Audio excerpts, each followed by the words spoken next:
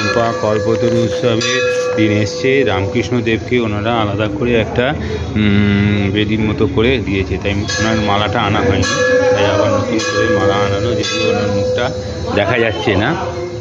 রামকৃষ্ণদেবেরকে আলাদা করে কল্পতরু উৎসব দিয়ে দিচ্ছে।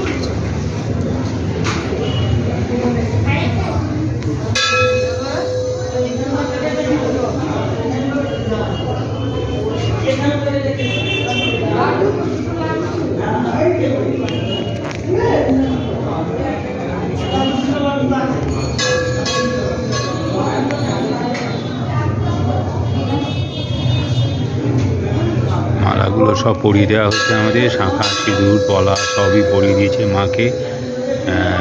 আমরা যেগুলো দিয়েছি আমাদের চোখের সামনে, দেখে খুব ভালো লাগলো।